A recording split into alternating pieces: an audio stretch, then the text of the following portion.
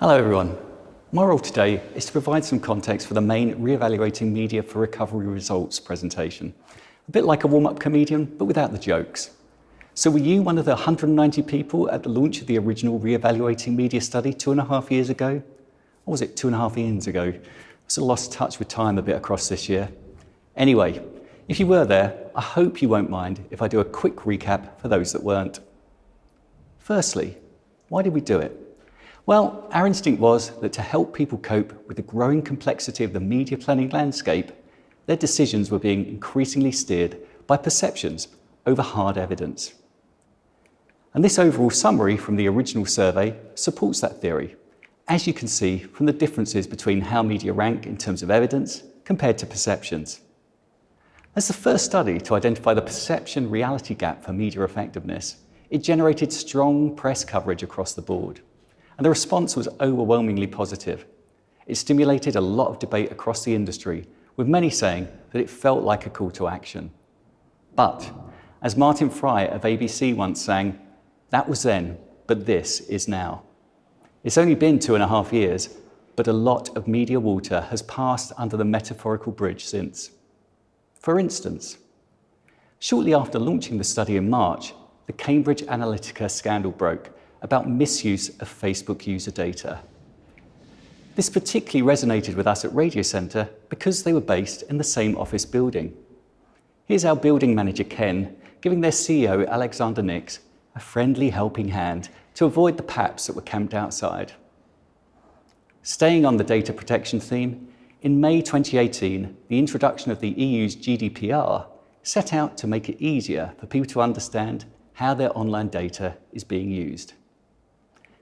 Since then, both Apple and Google have been working on initiatives to limit the sharing of user data, which will eventually lead to the death of the third-party cookie. Now, the cynics among us might argue that this is as much about increasing the value of the tech giant's first-party data as it is about protecting consumers. In 2018, we welcomed TikTok into the UK and embraced it warmly. eMarketer estimates that it has around 8.5 million UK monthly users in 2020.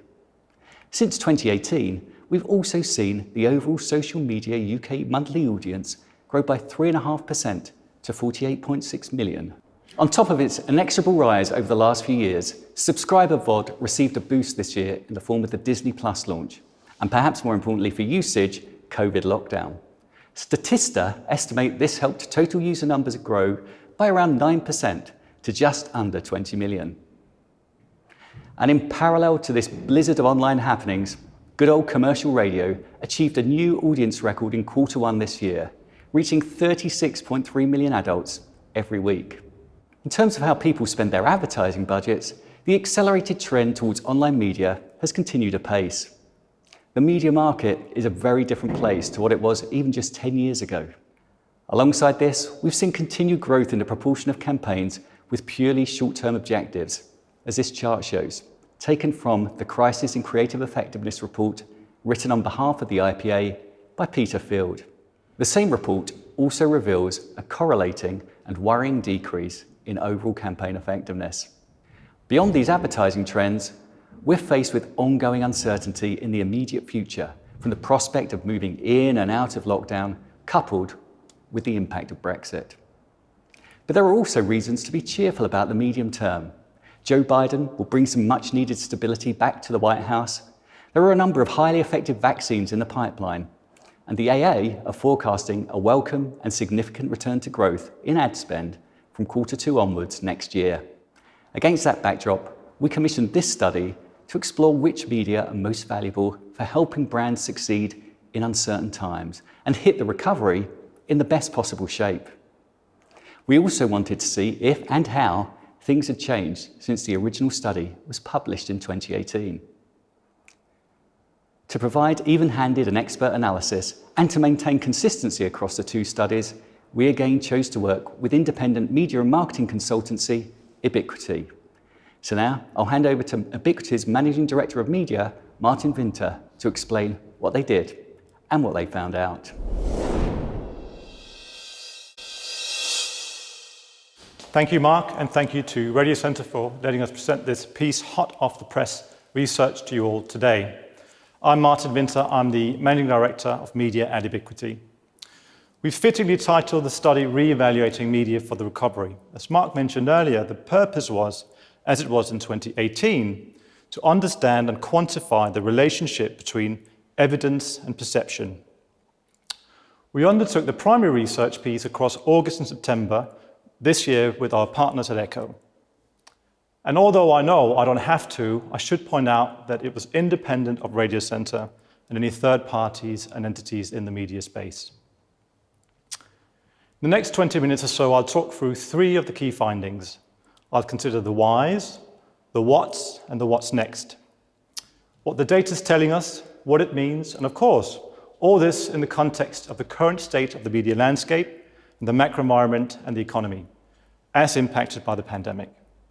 Most importantly, with an eye on the path to recovery and growth. We set out with one key objective, and we undertook primary research to this effect, to support our secondary research. Our objective was to understand the relative effectiveness of different media types in delivering a campaign that supports brand growth in uncertain times, but also to understand how these results would compare to the numbers from our study Mark referred to from 2018. Now, breaking this overall objective down, we wanted answers to three key questions. Firstly, asking respondents to rank 12 predetermined media attributes to ascertain which are the most important. Secondly, how 10 different media types perform against these attributes, especially the top attributes deduced from question 1. Lastly, and probably most significantly, how these results align with the evidence from over 100 studies from our secondary research, or the evidence versus perception. So, how do we go about this? For the secondary research, or the evidence, we reviewed over 100 studies in the public domain. We did so by applying a robust and transparent methodology, which I'll touch on in just a few moments. And of course, we used our own proprietary data and expert knowledge.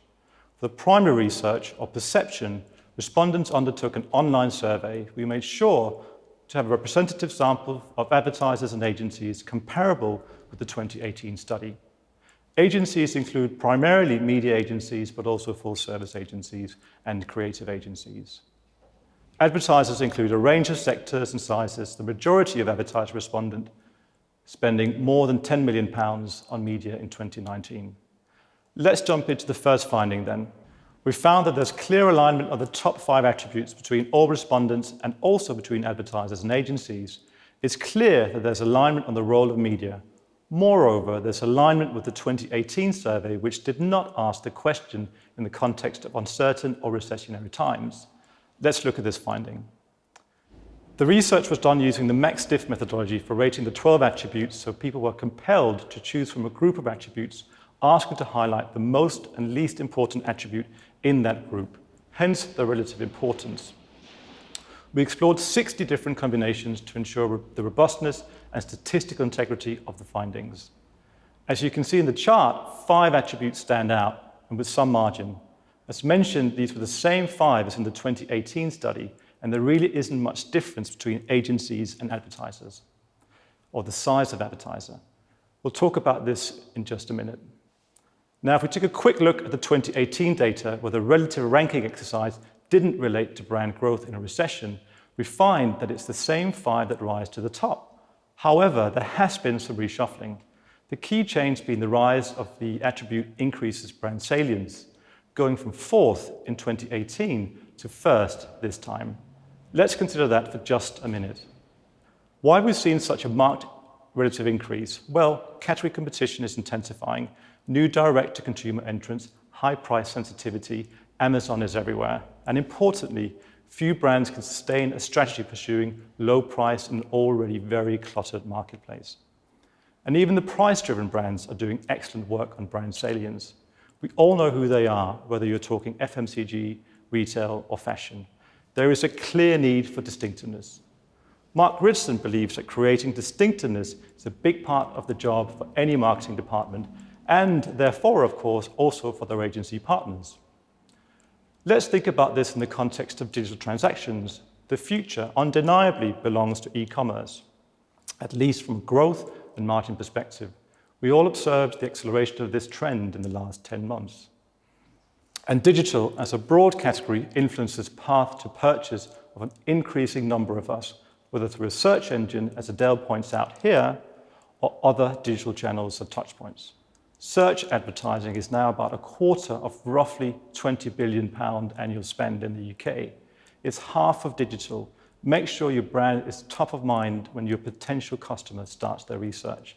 Not new news to anyone, but increasingly important for more categories. And on this point, there's some interesting evidence from Les Binet's recent work that share of search can predict market share for some brands and categories. Now, we've moved away from the top 5 to look at the 3 attributes that have seen the most improvement since the 2018 study. As we just saw, our respondents value brand salience increasingly in times of uncertainty. Reach is maybe the poorer cousin of salience when it comes to generating outcomes, but it's seen as increasingly important in a year like this one. And then the most significant change. It will be a surprise to no one that short-term sales response has grown 5-fold, given the need for immediate revenue and for marketing to shift attention to supporting businesses in the short term through these difficult times. To finish off this first finding, I thought it would be interesting to contemplate the mindset of agencies and advertisers. The first point here is maybe slightly counterintuitive. Agencies, potentially and relatively speaking, taking the long-term view over advertisers. Emotional response is, of course, also a close relative to brand salience. Agencies being at arm's length from the recession-fighting marketing machines in organizations across the nation are maybe less likely to shift attention away from the longer term. The second point supports this notion, at least it's my hypothesis, as it confirms that advertisers really are on the front lines being asked to deliver sales with an increased level of immediacy. No surprise that when we looked at the data a level down from this chart, smaller advertisers over-index on short-term sales response. So, in summary, and keeping it brief and top line, what did we find from the relative importance of attributes exercise? We learned that whatever the state of the marketing nation, or the nation full stop, it seems we all agree that there's a key role for media anchored in 5 core areas: salience, targeting, emotional response, ROI, and reach. Maybe not surprisingly, but at least we now have empirical evidence to that effect. I think we made the point on the increasing need for brand standout and differentiated identity in the market, whatever category you operate in. There's a disproportionate number of brands out there that are finding these times extraordinarily challenging. Not FMCG, not food retail, of course, but the majority of the rest are having to double down on short-term sales-driving media tactics. Key finding number 2. Yes, there are still gaps, just like there were back in 2018. Let's have a look at these. Before we do, and to ensure you all stay with me here, I need to point out that this was the second part of the primary research. We asked respondents to rank each media type against each attribute, 10 media types against 12 attributes. The respondents were given 5 options from very poor to very good. As mentioned, for the secondary research, we reviewed more than 100 reports and papers across 50 sources, such as relevant media owners and representative bodies and associations. We had to come up with a fair and objective way of assessing these various research papers and relating the insights and findings to the 12 attributes with associated scores. First, structural factual information. The structure or the market fact as to that medium and how it's bought. Targeting is a good example of this. We looked at the 6 elements you see on the left here, scored these against the scale on the right. Data comparisons were used for ROI and cost per thousand from our own data, reach and frequency from industry tools. And last, published research, often a number of comparative studies to provide evidence on 1 or more attributes. Let's take a deeper look at 4 of the 12 attributes and how they compare on evidence and perception. First, the attribute maximizes campaign reach. Let's first briefly look at changes in the evidence rankings. 2 things stand out, or should I say, the natural order of things has changed since 2018. Social media has done well. No surprise that this medium or these platforms have done very well in recent times since the last study. Innovation is high, and diversity of formats and buying opportunities plentiful. Print, newspapers and magazines, have seen circulation drop 8% year on year and 29% in the last 5 years. The innovation in the field has mainly moved to digitized media and platforms. Looking at the gap in online video, which includes all forms of VOD, it's probably of less interest to dwell on the gap and much more interesting bearing in mind how VOD has developed and innovated in only 2.5 years, influencing that perception score. And there's a verbatim comment here that supports the proof of VOD's ability as an incremental reach driver. TV has truly become multi-platform in the last 4 to 5 years, supported by its ability to influence salience. We believe, if you look at its impact on the second attribute of the 4, increases brand salience. One school of thought here is that perceptions of each medium's ability to maximize reach also appear to impact on how effective people perceive each medium to be at increasing brand salience. So staying with VOD on that topic, the perception is running slightly ahead of the evidence. It's fair to suggest that broadcaster VOD especially is driving this, and that the more prominent reach-driving reasons on media plans relative to 2018 is favorable to perception scores for brand salience. Touching on audiences, as we know, online video platforms play a key role in reaching younger audiences. And as those fickle audiences become harder to reach and influence, don't forget we're talking about brand salience, online video will be one of the foremost media on the media plan. Quickly touching on print again, but relevant this time in the context of consumer behavior, clearly the drop in circulation and the changing COVID-induced news consumption behaviors are taking its toll on printed newspapers, while digital versions are actually doing relatively well. It's the delivery medium that's being disrupted, not the need for quality journalism, thankfully. We thought this next disconnect was interesting, and that it was maybe telling us something from an evidence versus perception standpoint about the perceived effect of moving image and sound over static advertising, an anecdotal thought at least. Let's zoom in on the third attribute, targets the right people in the right place at the right time. First, let's turn to Byron Sharp on this one before we dive in. You may know about the targeting debate Mark Ritson and Byron Sharp had a while back. I'm not taking sides and have the utmost respect for both gentlemen. As we see here, Sharp says targeting is about differences that matter. Then, knowing that, let's search our souls and ask ourselves the very profound question, are we guilty of confusing targeting with addressability sometimes? And is it likely to happen in some media more than others? Here's a thought. On perception versus evidence, does social media and online video especially outweigh traditional media because of the more explicitly controllable targeting functions they possess, i.e., does addressability mainly, but also contextual targeting capabilities drive perceptions? So with that, let's move on to the fourth and final attribute we're looking at in detail, low-cost audience delivery. I'll say up front that I think perceptions of targeting capabilities could be linked to perceptions of low-cost audience delivery. The pervasive use of data and the broad digital universe is an advantage here for the perception scores.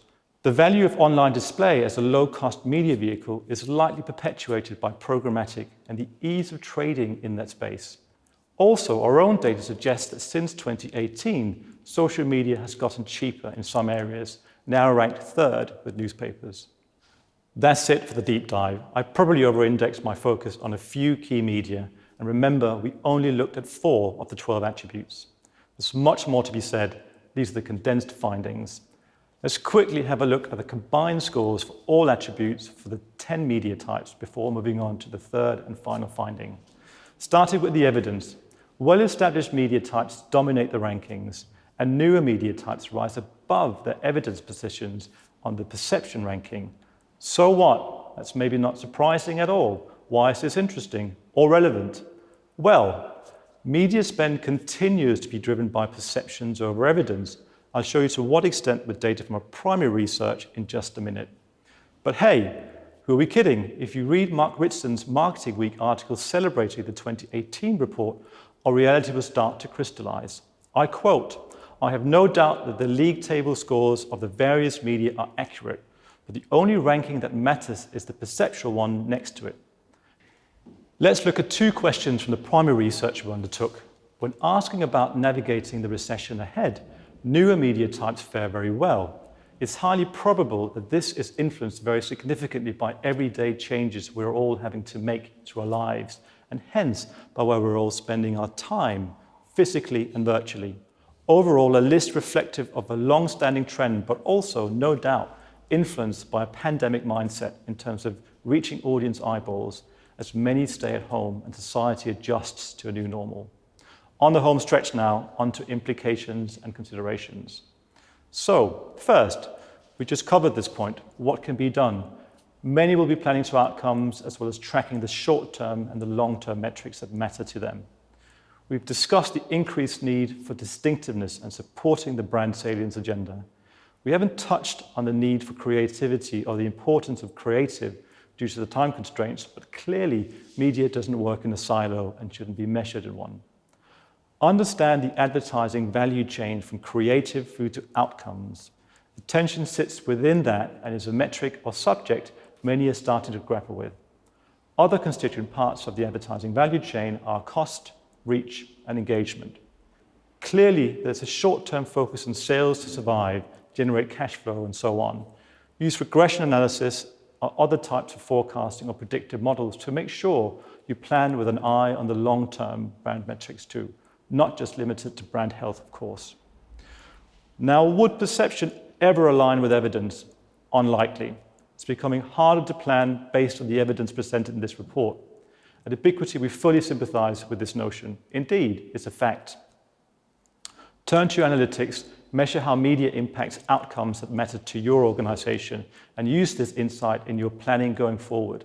Thankfully, to most brand owners, that's a given. We believe the key to success partly lies in independent analytics and increased partnership sentiment between advertisers, their partner agencies, and of course, media owners. Sometimes a given, sometimes not. Thank you, and I'll leave you with this quote.